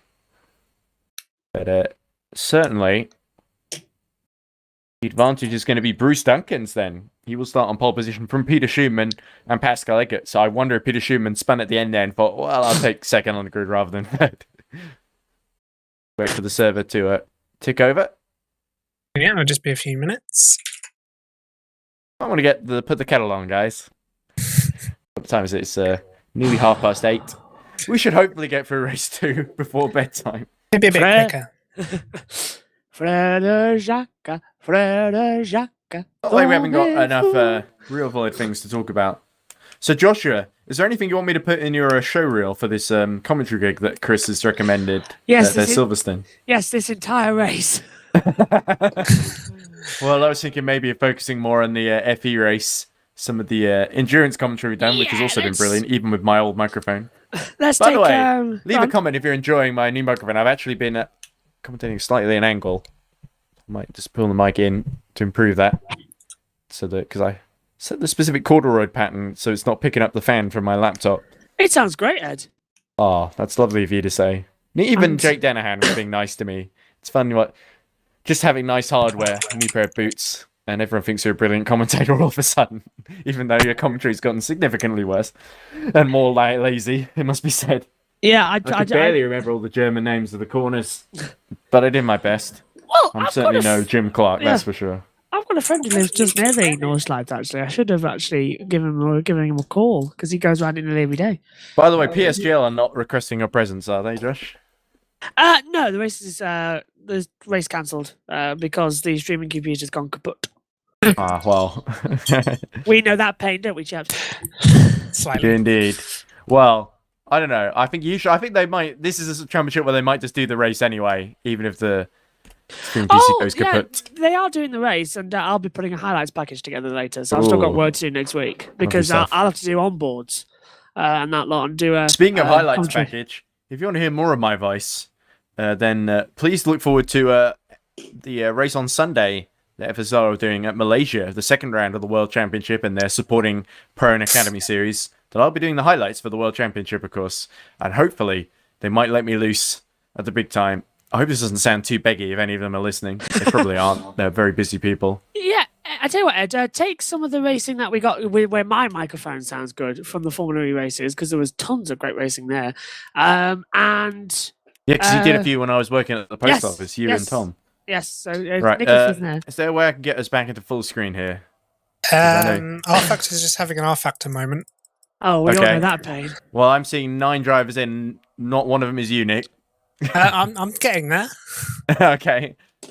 So, I'll tell you what, if it wasn't massively distracting, I'd say to Nick. There's a bit of an argument in the chat. Alessandro sends, he's having an argument with Sven. He's telling him to shut up. I apologise for that. I think there's a bit of a championship rivals ring there. But I'm sure my driver, completely in the right, and Sven Gier probably being slightly irritating, asking for 100% rain on dry tyres. Okay. Bruce Duncan also having a good time by the sounds of things. Just need to restart the game. Okay. Oh, okay. Bear with us, ladies and gentlemen. We staying on stream? We need it. We need a bit. You know, like when public service TV and they have the game goes, or not the game, but the signal goes down, and they have a sort of "we'll be back soon, hang in there, baby" kind of message. We should have some kind of hold music. Music in the background. I'll tell you what, do you want me to get a teddy bear and sit with some chalk on a board and look really creepy? I can do it if you like. I'll send you a photo. And funnily enough, that was not on the list of things I pictured you or imagined wanting you to do, Josh. I'll even wear the dress. Okay. I'll go the whole hog if you want me to. I'll be the little girl in the test card video. I apologise for this, ladies and gentlemen. This is clearly not what you signed up for when you tuned in for EERC Touring Cars from the Nordschleife. I don't know. PSGL have said this is great racing. It's fine. It's not so much that, it's that image you just described of yourself, Josh. Anyway. I'll tell you what, next time we have a tech issue, which will probably be next time we're on, I am seriously going to get that photo ready. I'll pose next to the checkered flag with the headset on, and I'll have a little creepy doll, and I'll look all hilarious, and you can post that on as the test screen. I will get that done for you because I think that'd be hilarious. I like you say for us, like you're doing us a favour, Josh. I think it'd be hilarious, personally. Okay. It'd be fantastic. Anyway, yeah. I was just thinking about what I'm going to include in my show reel. End of I think I Mchugh. might put Lego Formula E in there. The end of Mchugh. I'm not biased, but Oh, true. That's a good one. I've already got that highlighted. I think it's some bits from recent EERC race at Silverstone, the full endurance race. Had some great moments there. Also some contentious moments if you talk to the valet team. They're still bitter about that, I think. and my ballet at the end. Oh, yes. The pirouette of joy. Where the grip completely disappeared for unexplained reasons. Yeah. No idea. Never seen it before in R-Factor. Well, we sort of thought it was just you on fresh tyres, cold tyres out the pits, just failing to warm them up. So I apologise for blaming you in commentary for that. No, it was hilarious. It was pretty funny. I did send you, Nick, the montage of you just spinning 4 times in a row and us trying to awkwardly move on. And it seemed it all started going wrong when we invoked... First, when we said you looked like catching the Paul Street Boys car. And then when we invoked the spirit of Marrakesh. I guess because Rome ended a bit better for you, Nick, of you finishing in 5th. And you actually letting Tobias through, so it wasn't like Marrakesh where you two just fought tooth and nail and both lost out to Loic Mounier, I think. Yeah, well, we're best friends now. Although it's a shame, actually, Tobias couldn't be here, because I think he could have easily got... Iris 1, 2, 3 here. Yeah, but if he had turned up. There's a very good reason why not. Considering how Silverstone went, though, I think I could understand maybe after that, and maybe didn't feel like doing EERC touring cars again for a while. Yeah, well, he's tied up in Nick's basement with a gag in his mouth. How did you find out? I have my sources. Oh no! I heard earlier on that one of the race when he crashed, he was going "Roo, roo, roo," in the background. Due to unforeseen police presence, I want to be taking part in race 2. Oh dear. Homewood's been spotted. Mobbed at her when you leave the circuit. Homewood mania. We want Nick. Nick. Oh dear. This is getting away. I love the heavy breathing here. It sounds like we're doing an impromptu ASMR. Here we go. 5 drivers in the session. 6, 7, 8, 9, and now just Eunuch. There we go. Beautiful. I thought he said And eunuch. Sven says he wants to track in reverse. I thought he said eunuch for a second. I was like, what on earth are we talking about now? Just wait. That sounded like quite the insult. Yes. Well, not an insult. I apologise if I made any kind of assumption about anybody there. I can't talk. It's like that moment this morning as well with this go. Josh Blaze has put it perfectly as well. Welcome to the world of bored Nick has commentators. set us up beautifully now, so we're Right. all set. Now just to set the grid. Well, yeah, so are you at the back, Nick? Like you said, you gotta play your own rules. It's unfortunate. It is, but you only have yourself to blame. I'll In mute my both mic. senses, because of crashing and also setting the rules. I'll mute my mic so I don't deafen everyone with typing. Fair enough. Thank you. That's very considerate. So, these are British touring cars. All 10 of them get themselves ready for the reverse grid. What's there going to be to watch out for this time then, Josh? It's a case of who damages the steering least, I think, this time. Do you think they'll be more careful, or will it be more wild with, especially Sven Giel? I can imagine the Iris is having a harder time this time, with them both starting near the very back, just ahead of Nick Homewood. Everyone now knows what's going to happen in the racing as well. So they've all done 3 laps. It's only a 2-lap race now around the Nordschleife, so it's I still don't going to be think Nick Homewood even did 3 laps. He'd done. oh no, he did 3 corners. He didn't do a qualifying lap. He did half a lap before qualifying, and then he's done the same, almost less than that, about a quarter of a lap in the race. Yeah, so Nick, he's done. Yeah. I'm not sure Nick knows how sectors 2 and 3 look like or go, apart from watching the race with us, of course. It's just a straight line, isn't it? Pretty much, and you'll be fine. Best of luck, Nick. If you fly over into Hamburg, you've gone too far. Oh, okay. I'll stop off at McDonald's. Yeah, I'll do. There's a nice one actually just outside the circuit. Is it? Okay. Yeah. The horn's blaring then, so everyone quite eager for the warm-up to end and the grid to form up. Just to let you know, I can't see anything on the Discord, so I'm literally blind. All right, well, let me alleviate that situation. Thank you very see much. Chris Davis. Ben's Boris has said, if you're wondering, I didn't let Davis go on the quali. It's just the Subaru's so much slower in the straights. Interesting. Oh, interesting.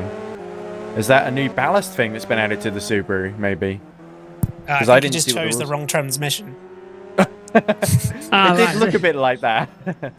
So, what did we add 2 times tyre wear for the Subarus in the end, or was there no? Still the same. We didn't think it would be fair to so change few cars, it for such a weird race. At least a quarter of the field are Subarus, so I don't think anyone noticed. Yeah. Well, at least 2 of them are. I don't know if I think the rest are MGs, Ford Focus, and Vauxhalls primarily. Yeah, we don't have any Mercedes. No one picked one. Well. Anyway, you better get to your race and don't let us interrupt you, unless you want to hang around and listen to us. Get the intel on what's going on in front of you, which you'll have a great view of anyway. Well, to be fair, we may say goodbye to Nick, but we'll be back in 5 minutes. Yeah. I'll crash out at the first corner and come speak to you. Yeah. Let's cut out the middleman and give us live racing commentary. Yeah, you can hear your swears and bad language as you... I think we'd get the EERC YouTube channel deleted. Oh, yes. Well, to be fair, I have used some bad language when the stream has gone down myself, and it's somehow still up, so... I have never sworn on stream. There you go. That's a lie. I think I've done it Let's see how long once. that lasts. Yeah. Anyway. Right, we're just setting the success The 2 ballast. left speeds, of course, they were the... They weren't quite the tail enders, because they did beat both Ring of Ons, didn't they? Yes. They did, yes. 5th and 6th, wasn't it? So, think all in so, all, not a bad quality. run for Live Speed. Actually, one of their better results of the season. Although that is with the reduced field. But Chris Davis, pole position last time. He'll be middle of the grid this time. And he'll learn from that experience, I'm certain. Because spinning from second, letting Boris through at the beginning off the line. Easy little mistakes to make, and you're having to avoid that. Mchugh, actually, I thought he had a pretty solid race, and considering how bent that steering was to finish 6th, was quite good. I know he beat Davis, didn't he? So Davis will actually start 4th, won't he? And it will be... I'm confused. No, actually, because Homewood still starts at the back, doesn't he? So, Well, would you want the grid? Is that helpful? Oh, might go be. on. You've done it, so go on. I just set it, yeah. So, first is Bruce Duncan. P2 is Peter Schooneman. P3, Pascal Eggert. P4, Chris Davis. P5, Thomas Mchugh. P6, Alessandro Valente. Yay. P8, P7, what did I just say? P7, Sven Gielhed. P8, Carl Magnus Bohr. P9 is me. And P10 is Adam Varga, who turned up for the second race. Oh, nice. We have got one extra car in the field, everyone. But I think somebody left. Yeah, Bent's left. Yes. Oh, damn it, Bent. You're only supposed to blow the bloody doors off. It's a shame as well. Just after getting fourth. What do you do after getting fourth on your best results? You think, I'm not going to bother with the second race. Maybe because he just wasn't enjoying driving that car, because it did look a bit of a handful throughout. He said it wasn't, yeah. I mean, we are vastly late as well, over the timetable. Yeah, we should be over by now, just to let well, this is, yeah. Well, hopefully we'll get race 2 underway in a minute, but Thomas Mchugh will want to not do as much of that in the race. Right, race will start in 2 minutes. I'm off to drive. I'll be back in about 3 minutes. Well, no chance then of Chris Davis finishing his warm-up lap then. Let's watch it anyway. Lights out. Great start from... Oh, he's already out. How's the steering look? Look pretty good so far. So this is... Quite literally, this circuit is an exercise in damage limitation in the most literal sense of avoiding steering damage. It's an exorcist, that's what it is. They call it the green hell, don't they? I think this is sort of an exorcism, trying to... when you go into the pit lane to repair the damage, that's effectively an exorcism. You just reminded me of something that my nana once the said steering as well. column more bent than Linda Blair's neck. Oh, Oh, God. Not my proudest moment in commentary as Chris Davis goes full speed into that corner and bumps the wall. That's not going to do the steering any favours. I've just run out of superlatives. They already look going to the left, so yes.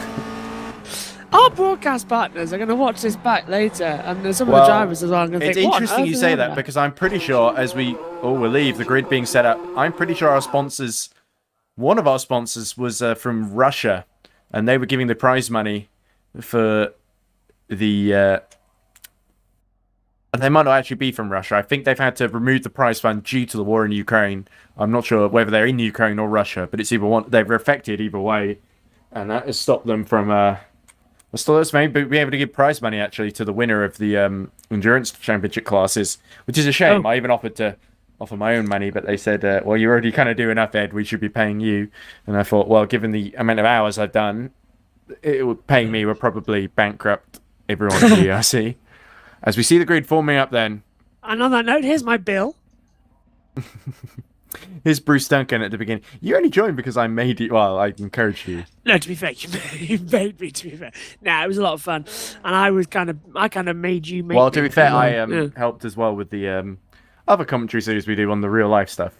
Oh, precisely. And plus, I'm loving it. I mean, I've had a race cancelled this evening, and I've come and had a fantastic laugh here. So I think it's needed, especially. Well, that is sort of why the touring cars were set up, so we could have a laugh, really. And we've also got a car.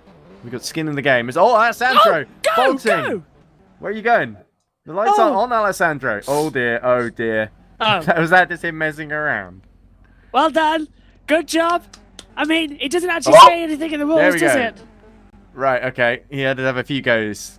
I hope he doesn't teleport back to the pits randomly. But we should be getting underway soon. And Bruce Duncan will be hoping to make the best start in the SID. But it's Peter Schumann on the right. Here we go. Race 2 will be underway now. And away they go. But it is Bruce Duncan leading the way as they all bunch together in the middle of the Lev speed, going either side of the Fring of Honda. Peter Schumann. And it's Thomas Mchugh going for it to second, and a crash in the background. Oh, and another one there. Oh, dearie me. Was that Adam Varga actually involved in that one? And, please don't tell me it was Nico, because Alessandro Valente seems to have lost out. Yeah, it was Varga in that white and red car we saw spinning around as we see drama up front. Elwood's 6th. Fifth. He's 5th. Oh, there we go. Bruce Duncan under attack from Pascal. It goes wide. Oh dear. And look, Thomas Mchugh going for the lead through the both of them. Wow. But not quite pulling it off. Pascal Eggert still there on the outside. This is really tense. At the beginning of this race, Bruce Duncan holding on to third from Carl Magnus Bore, the race one winner. And look, there we go. He's off too deep. Oh. That was close. Yes, and now Mchugh is going to have Bruce Duncan all over the back of him. So the top four starting to break away. Bit of a gap between them and Sven Gielhed. Sven will want revenge. Alessandro Valente seems to have recovered a bit as well. And off the inside. Oh, that was close. And that's going to let Carl Magnus Bore through. Dive on the inside, gets a nice slipstream, but now look at this, the front wheel drive really starts to come back into play. He gets to sort of pull himself up the hill towards the Schumacher S as well. Lost a bit of time, so the rear wheel drive of Bore now begins to get back into the power phase. Oh, Mchugh, I don't think he's given up on Pascal Eggert yet. This could run and run. It's going to be them and the two Irish machines. There we go. The S100 Bruce Duncan goes off into the runoff and lets Sven Gielhed through. And he's going to emerge just behind Nick Homewood, actually. Yeah, so Homewood has actually made it through the first half of the track, but then again, we've only been racing for less than a minute, so he hasn't actually hit the Nordschleife yet. I don't think he's beaten his racer. He just left the GP track and then crashed, I think. So we'll have to see if he goes a bit further this time. But there we go, as we get to the end of the first... Oh, is that Pascal going off? It is! Pascal bins it from the lead of the chicane before you even leave the GP loop. What a horrific error. And oh, he has to be careful with the rejoin just in front of Alessandro Valente, who goes all over the curb. Oh, my goodness. That is scruffy. Can be given a penalty for that one. Dangerous rejoin as well. It's cost three drivers. Thomas Mchugh takes the lead from Carl Magnus Bore and Sven Gielhed. And Sven all over the back of Carl Magnus, who makes a mistake. And here he goes, Josh, around the outside. Late on the brakes as well, gets on the curb as well, and then he flicks him into the wall, gets it back, rear wheel drive, gets the power down, swings it around the outside, it's done it. Oh, lovely overtake there. It's the Bring of On cars. Yeah. It's Schumann who's got past Homewood. So Nick was slow coming off the corner, and I think he must have had a problem somewhere on the back half of the track. He's still sliding, but he's made it through the first three corners.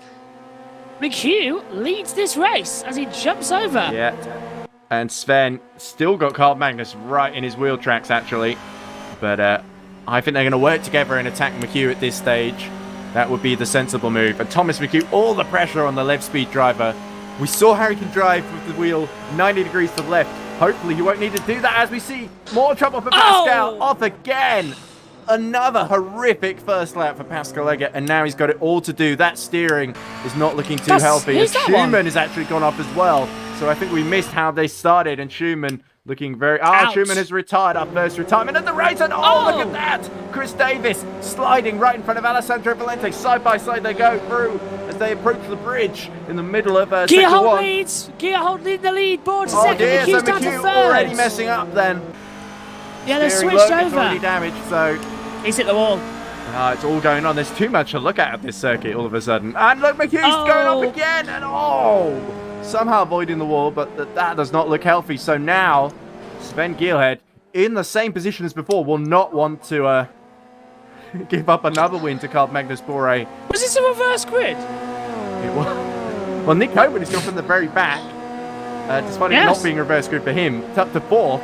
And now he's got Chris Davis and Alessandro Valente right behind him. So this is going to be a good battle. And Mchugh up front with completely bent steering. How's Alessandro's steering looking? Because he was a bit of a pinball. Oh, he's okay, yeah. And a target for the other cars in the first lap. The steering looks okay. Look at him soaring at the wheel. Oh, big twitch there. How is Chris Davis doing ahead of him? Let's have a look as Homewood. Yeah, a bit on the back. This is looking good. Oh, yellow in the first sector. Is that somebody else in trouble? Varga could be. Oh, Chris Davis spinning there. And Varga, yes, there we go. Adam Varga, clearly not as knowledgeable as the Nordschleife as he would have hoped in the Subaru. And off he goes. But Valente continues his chase. And oh my goodness! And he hits the back. He goes rear first into Nick Homewood there. And there we go. Pascal Eggert actually overtakes both of them. And Valente just reacting too late there. And I think that's going to be terminal damage then. How's the rear of that Super looking like there's a rear wing missing, actually. There is a rear wing missing. That's a game over. And Homewood spins right in front of Homewood, and Homewood, wise to avoid that. Well, Alessandro avoided in time just about, but he's going to surely have to come in for repairs now. And I imagine he won't be the only one. But once again, it's the two Irish cars up front. Mchugh somehow saved by all of this.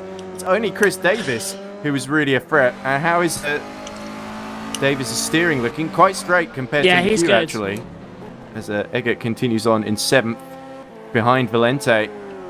Homewood 7 seconds back Yeah, from Davis. there we go. Yeah, soaring, and it's almost again a 90-degree wheel situation. I think Chris Davis is going to take 3rd here within a matter of moments here. And in fact, Lev Speed, if they're smart, they might orchestrate this.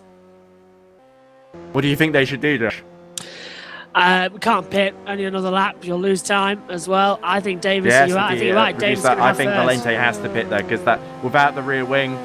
Oh, he's Valente still right has to behind pit, Nick Homewood somehow. Yeah, we've got to pit. As we see, well, Homewood's Chris got damage Davis as well. passing Mchugh then, so they've done it already. Yeah, and look, there we Homewood's got go. damage. Through goes Alessandro Valente past Homewood, so Homewood's made another mistake somewhere. Oh, No! and he almost made another one there as he tries to fight back. He knows it's us. There we go, side by side, and he sees it's Alcott. Oh. On the inside there wasn't quite enough room for both of them, but Valente comes out unscathed somehow. Sorry, Nick. Needs must. Well, Valente's fighting for the championship here, and Sven Gielhed is gaining more points on him in this round, so he needs to limit the damage. Get as close to those Lev Speed cars as he can. With Chris Davis crabbing as much as... Thomas Mchugh, sorry, crabbing as much as he is. I actually think as off he goes again. I think Valente could still get 4th here. That would be a great exercise in damage limitation as Davis continues on.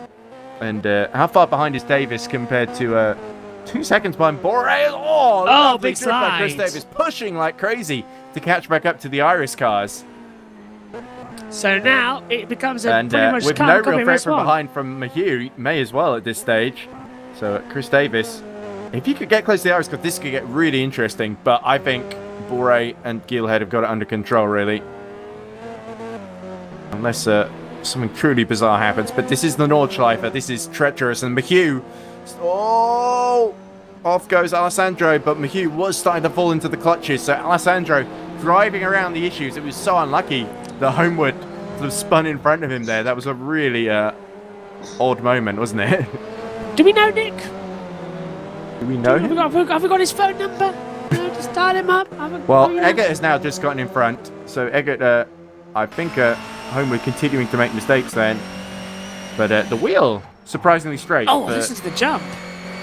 There we go. On board we were for that one. As we see... Oh, there was a yellow and it cut to Carl Magnus.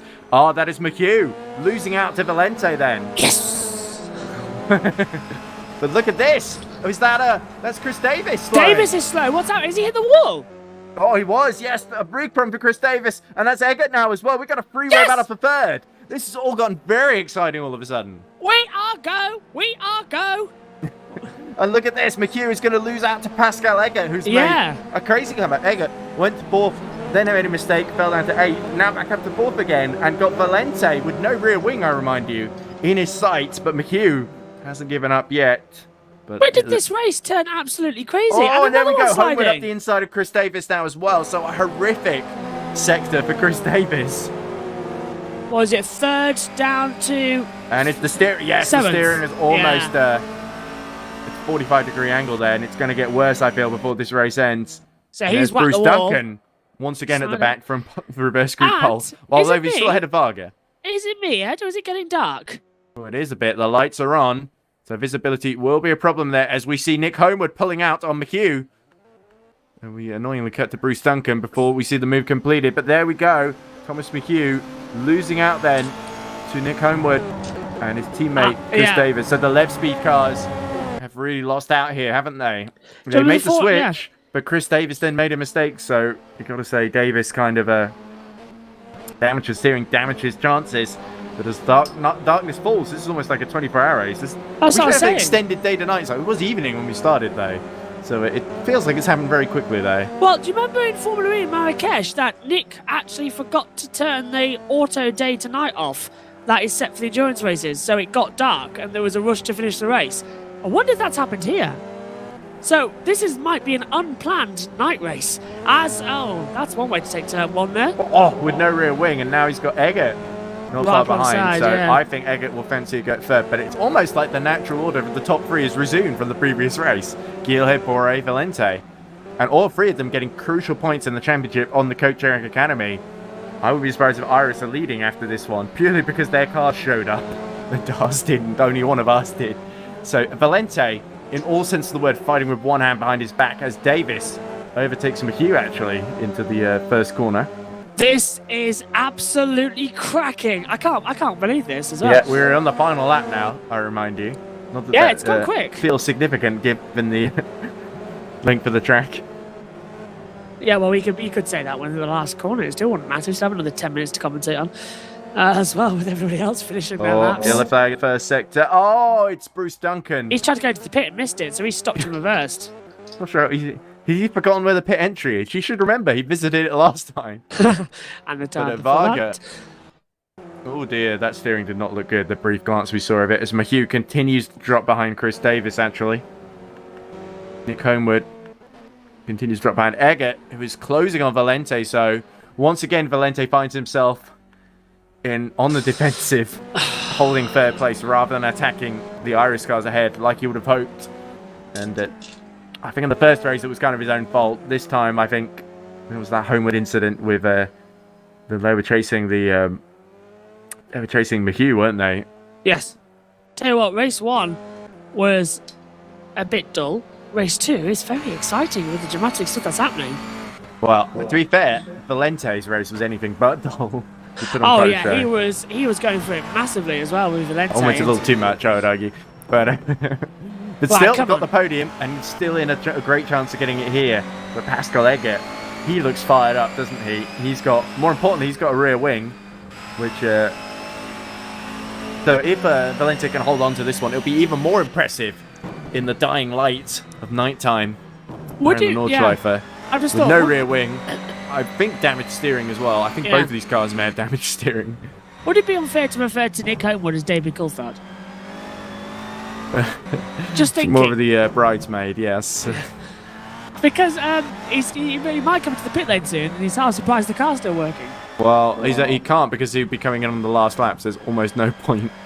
But still, 5th place for Nick. It's a repeat of the Formula E race from Rome as Bruce Duncan remains in the pit lane, continuing to be serviced. Good couple of days for Nick. He's still got a big gap to Adam Vargas. Look at this. I think Eggert fancies a go. This could be the only move we'll see on this lap, I think, because it's about 5 seconds between Boré and Geelhead. Here we go down the straight, and Eggert, the lights on full blast. Through. The green and orange cars sweep through over the jump. Eggert can't find a way through. He's going to look to the inside as well. Valente just goes a little bit deep on the brakes. He's got no rear wings, so braking is incredibly difficult. He's going to be losing control at the rear so much. Downforce gone. Look at it flashing the lights as well. Almost every little trick he can use to just slightly put off Pascal Eggert. And it's now proper night as well. We've never had a night race in touring cars. Adam Varga has finally overtaken Bruce Duncan. So the repairs are long, but Bruce Duncan will have a much better car. Because look at this! Oh, Valente drifts wide, and Pascal Eggert still doesn't get through. Amazing save by Alessandro Valente, if I do say so myself, given he is a Hunderbird simulation driver, and there's a big microphone on top of the car, which gives you a big clue as to where my allegiance lies. I love that mic, by the way. I love it. I love the design. You've done a beautiful job there. Indeed. As they come through. Actually, some discussion we had about entering independent Formula E entry, a one-car entry with Valente. Yes. But we haven't quite put that together yet, so I think we'll have to do that eventually. I think he'd win. We might cause a bit of ruckus there. Down the brakes again. Certainly, there was space for him on the grid. Well, Giancarlo might not be too happy that we can if he gets displaced. Well, I'm not sure if he can change teams mid-season because he's driving for the green team, whoever they are. I forget. The teams, some of the lower backmarket teams in EERC Formula are slightly anonymous. As Eggert seems to have dropped back a little bit now, as Mchugh and Davis actually close back in again. Davis looking a bit vulnerable. Looking good here, isn't it? Here we go. Well, and Davis they're not too far behind Homewood, actually. Homewood has made a mistake, and there's that one. Oh, that's very bad. Oh, touch the wall. Chris Davis did very well, actually, not to take out his teammate there, because he could have pinballed off the wall into him. So just brushed at the exit. He did a wonderful job avoiding it going straight in, but when he came back on, he just brushed it. So that might have damaged the suspension a bit, actually. Well, this lap's over. The sun's going to come up again, isn't it? Oh, God, yeah. Probably so. Very briefly on the leaders. It's now virtually impossible for me to tell who's who, by the way. So, we're now watching Gearhold, I believe. Yeah, indeed. Could have just lived in Blinding, the OBS so you could see all the same graphics that the audience is seeing. We should figure out a way where we can splice that in and still hear the things. There I must think be the a problem way. was we were doing that. We got 2 of the overlay graphics, which was slightly confusing. But Geelhead, another peerless performance, it must be said. Just got to make sure that Bore doesn't slipstream him. It was really, it felt like he gifted Bore that one. Almost like Iris was so confident of winning both races that they could just give one each to both drivers. Tell you what, though, in the time that these 2 races have been on, I've in the background of the commentary box, the entire 1991 Brazilian Grand Prix has gone by. Not even joking. Senna's just crossed the line with a broken I'm gearbox. sure from Seth's perspective it felt much longer. Oh yeah. Like a race at the Nordschleife with the stuck in 6th gear. But look at this. Shoulders, Through the carousel they go. Oh, I love the onboard shot there. And we were right on board with Pascal Eggert as he continues his pursuit. But only one more sector to go, really. We're into the very, very last stages then of this dramatic second race at the Nürburgring. Just half an hour to go. I'm thinking more 2 or 3 minutes. You're brave. You think that? Well, And- I and think then add the way everyone Sven's else. driving, I'm feeling pretty confident. But Yes, but what about Duncan? Is 113 seconds back? look at this, though. Valente driving around the problems and giving Eggert... Masterclass. Oh, Eggert's having to take a lot of risks, you see. Going a little bit over the grass to try and get max speed out. It's these exits where the rear slides a bit and Eggert gets half a chance. But Alessandro, I must be said, a little bit too smart. Oh, And, a lot of curb, as you said, from Pascal as well. He's having a lot of issues out there tonight. Oh, God, look at Valente. Yeah, the steering mostly straight, especially compared to if we run above Alessandro. Oh, very light in this cockpit with the pressure behind. Alessandro That's probably best. soaking out the pressure brilliantly so far. To be fair, that might actually be working. Every corner for looks like it's Valente. opposite lock. Yes. Oh. I think a special round of applause from Valente here for this. Not just as Certainly his team for putting on a principal, show. but yeah, not just as his team principal either, but that is a masterclass to drive like that Yeah, with no rear Sven wing. is approaching the very end of the lap now. Oh, and there we go. Eggert had a go at him. Oh, and almost got alongside, and they touch. Oh, he's trying to shut the door. He's got him. Oh, yes. another more contact there as well as the lights flash in evil red at the back of that Subaru. It's looking very vulnerable now. I think Pascal is going to have a last-ditch effort here around the outside, but not quite able to make it through. And it's going to come to the final straight. Here we go, he's up gonna the force his way inside. He through. bumps. But, oh, he didn't quite work out. That was risky there. And this speed. is the run onto the back straight, isn't it? Yeah, so it's going to be But about Sven toe. is going through the final chicane now. He's going to take victory. But who's going to take third? Is it going to be Pascal Eggert? Or Alessandro Valente? Let's watch. The rev limiter screaming. Pascal Eggert on the outside, inches ahead. But can Alessandro Valente do anything about that as they go into the chicane? He's on the Sven Gillett outside. crosses the line and takes backwards. victory. Carl Magnus-Bori 5 seconds behind. Now there's Sven spinning. But can Pascal hold on to this third place as Carl Magnus is surely going to take second? Can't see who's who. They come into the chicane area and they've made contact again and he's in the wall. And Pascal Eggert put him in the wall. Oh no!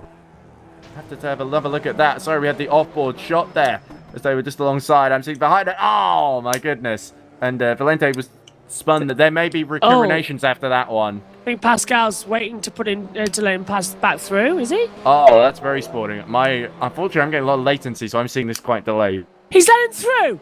Oh, that is gentleman.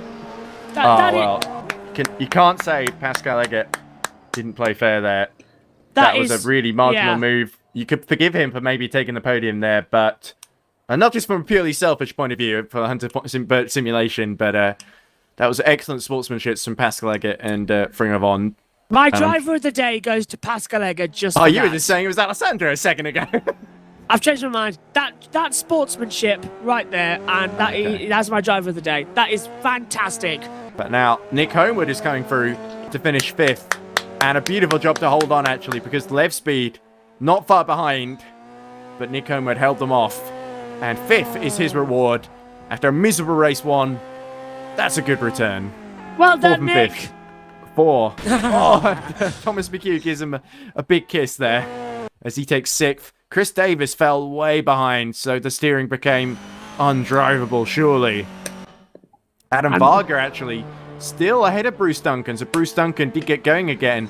What is the gap between the two of them? 29 seconds, but he's not going to catch him driving like that. That's for sure. Oh, dear. Bruce again. Oh, and 30. Yeah, the 3 times. Yeah, there's Chris Davis struggling with his 90-degree swing, but he's only got this little straight to go. He gets a wheel on the gravel, but Lev speed again, I think. It was the 5th and 6th in the first race, and 6th and 7th in this race. So consistent, if nothing else. But again, a little bit disappointing for Chris Davis.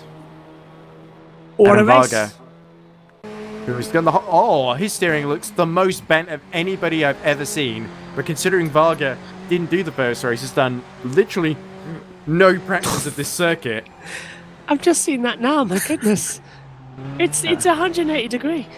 This is a car that I don't think anyone would want to drive at the moment. But Adam Varga doing his level best as he approaches the carousel. This will be interesting. Oh, on the curb a little bit. You don't want that. Oh, and he somehow survives the carousel. Oh, well, just about. But, Rises over. What's the gap between himself and Bruce Duncan? It's something like 37 seconds. 33 it's seconds. ballooned out then. So actually Varga gaining time despite having to wrestle with the car in every section of this circuit. And After wearing these headphones for now 10 hours and being awake since 5 a.m, I'm knackered. I've got to do it again tomorrow. Send coffee. well, you have my sympathies, Josh. But if you ever need help, you know my Oh, number. yes.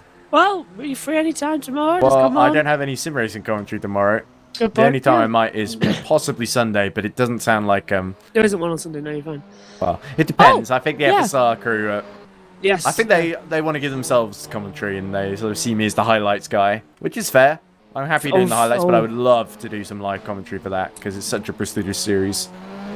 But you should come on PSGL sometime as well. And oh do yes, one of well those. you did. Yeah, you did invite me, but I've tried to contact your friend, I think, or whoever it was. Which one?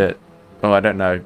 I can't remember his name, but they never got back to me, so I assume they didn't want me. But if you just give me the details I need, and I'll send you the details I'll and come off along. you go, yeah. But not sure how much help I'll be because I'm not as familiar with that championship as I am with these guys. Do you know F1?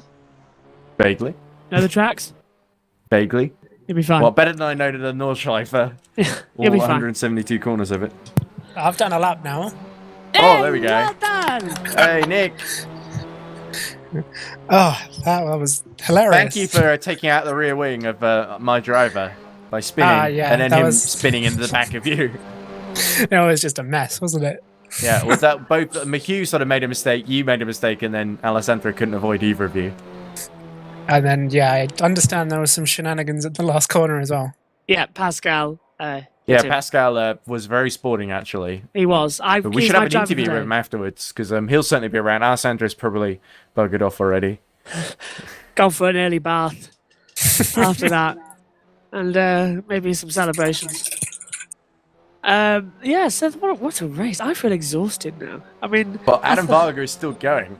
And his race Oh, with Bruce right. Duncan is technically still on. But because both of them are, I don't want to put this in a cruel way, but miles behind. Literally in a different postcode.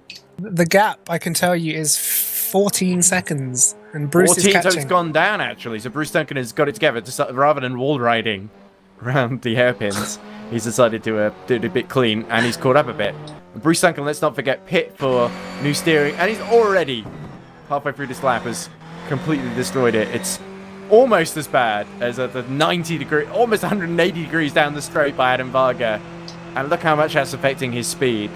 I think he's going to hold on, though, and you have to say full credit to him. Nothing in race 1, no practice whatsoever. Jumps into race 2 and doesn't finish dead last. Somehow wrestles with a car that even your nanny wouldn't want to drive.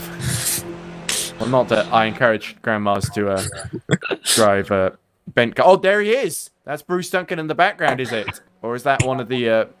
It is Bruce. Bruce again. In the Bruce mobile.